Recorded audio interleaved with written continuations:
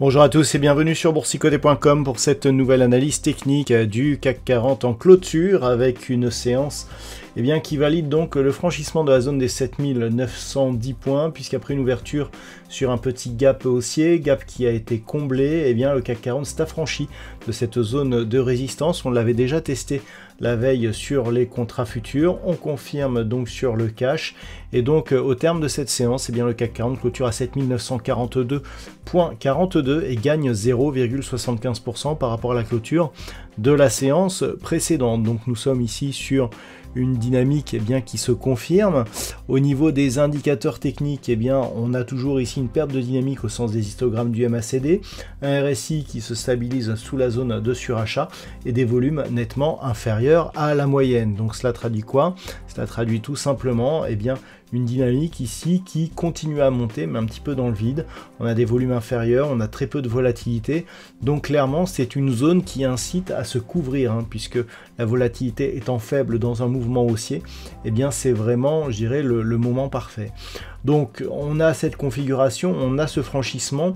Maintenant, le fait d'avoir ici un CAC 40 qui évolue dans une phase, où les dividendes sont nombreux, on va le voir tout à l'heure, cela perturbe un petit peu le calcul de l'indice.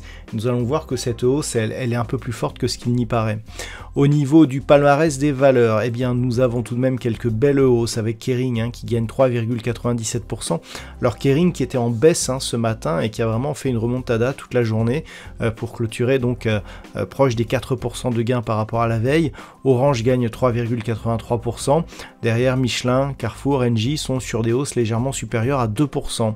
Au niveau des plus fortes baisses, on retrouve seulement 4 valeurs dans le rouge aujourd'hui. Hermès qui perd 0,35%, suivi d'Accor Hotel 0,27%, AXA 0,14% et Airbus moins 0,04%. On peut noter que le luxe qui était vraiment dans le tiercé de queue, si j'ose dire, dans les plus grosses pertes de ce matin, c'est bien remonté, hormis Hermès qui termine donc lanterne rouge du classement de l'indice parisien.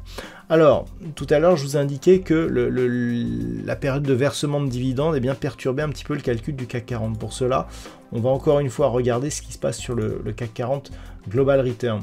Et vous voyez que cette zone équivalente ici à la zone des 7910 points, zone support ici de ce range, donc entre début février et fin mars, on l'a franchi dès lundi dernier sur gap haussier. Ensuite, on s'est stabilisé et là, cette semaine, on continue.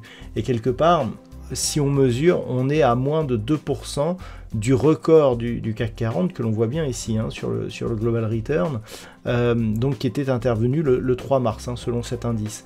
Et donc clairement, on voit ici que la dynamique est plus forte que ce qui n'y paraît sur le CAC 40. Donc il faut bien le garder à l'esprit puisque la période actuelle où les versements de dividendes sont nombreux ont un impact, je dirais, plutôt négatif sur l'indice. Et vous voyez que lorsque l'on revient ici sur l'indice parisien, c'est tout à fait autre chose. Donc pour l'instant, je dirais qu'on a cette dynamique qui continue, donc malgré ces versements de dividendes, on a toutefois très peu de volatilité. On a de temps en temps des gaps qui sont comblés ou pas. Le dernier est un gap, assez intéressant. C'était celui qui avait permis le retour ici au-delà de la zone des 7800 points. On avait eu celui-ci aussi qui avait permis le franchissement de la zone des 7625. On est venu se rappuyer sur cette zone et ensuite on est reparti. Et là, donc, on a franchi sur 7008. Donc, ce matin, on a un gap. Le gap est comblé. Mais globalement, le fait que l'on clôture nettement au-dessus des 7910 points confirme la poursuite de cette dynamique. Vous l'avez noté, on n'a toujours pas eu de contact ici sur la bande de Bollinger supérieure, donc clairement il faudrait un peu plus de dynamique pour vraiment anticiper un retour ici sur la zone de record de l'indice parisien avec cette résistance ici des 8250 points. Il y a la zone psychologique des 8000 points qui s'approche. D'un point de vue technique, on est plus sur une zone horizontale à 8010 points, mais il est tout à fait possible que cette zone des 8000 soit atteinte cette semaine. Les niveaux d'alerte, eh bien, ce sont tout simplement les niveaux qui sont sous ces gaps ici. Donc on le voit, la zone ici des 7800 points, puis la zone ici de tentative de comblement de ce gap du 2 mai, à savoir les 7625 points. Et on commencerait à avoir un vrai retournement de tendance sur rupture ici des 7525, puis cassure ici de cette zone et comblement du gap ici entre donc qui avait permis le franchissement de cette zone des 7385 points. Ce qui veut dire que globalement, tant que l'on est au-dessus des 7008, 7725, donc au-dessus de la moyenne mobile 20 exponentielle, ça reste haussier et bien orienté malgré le manque de conviction que nous avons sur cette dynamique, avec comme objectif prochain donc la zone des 8010 points, puis 8045 points.